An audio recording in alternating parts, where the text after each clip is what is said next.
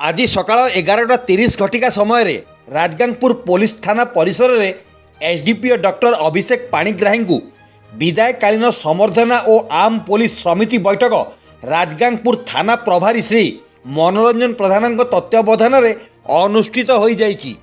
प्राय 2 वर्ष 3 मास Badaga Rajgangpur SDPO doctor अभिषेक पाणिग्राही दायित्व ग्रहण करने पर राजगांगपुर कुत्रा बड़गा लांजीबना अंचल विभिन्न चोरी डकायती छिनताई हत्या नाबालिका चोराचालाण सह राजगांगपुर सहर विभिन्न धार्मिक शोभायात्रा पूजा ख्रीष्टपर्व गुरुद्वारा कमिटर सहर परिक्रमा उर्स मेला ट्रक मालिक संघ एवं डालमिया सीमेंट कंपानी विभिन्न समस्या सह साधारण नागरिकों सुरक्षा खूब कम समय मध्य बंधुत्व परि सफल हो पारिथिबारु तांकर पदोन्नति होई एडिशनल एसपी हेबारे गौरव अर्जन करी कोरापुट जिले में यथाशीघ्र दायित्व ग्रहण करिवे बोली सूचना देइथिले। से प्रतिवर्ष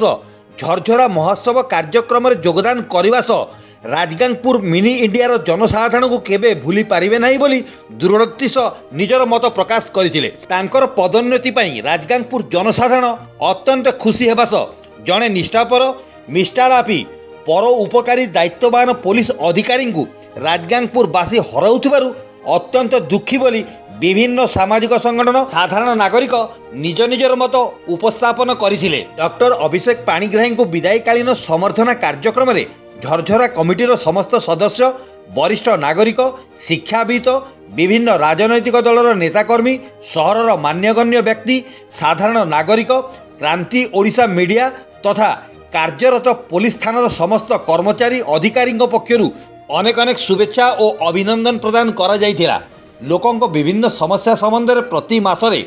आम पुलिस समिति प्रति वार्ड ठारे बैठक अनुष्ठित करा जाई जनसाधारण को पुलिस बंधु भाव में ग्रहण करी समस्त समस्या समाधान पई पदक्षेप नियाजिबो बोली थाना अधिकारी श्री मनोरंजन प्रधान सूचना देइथिले। शेष में एएसआई सिंह सार समस्त को धन्यवाद अर्पण करने पर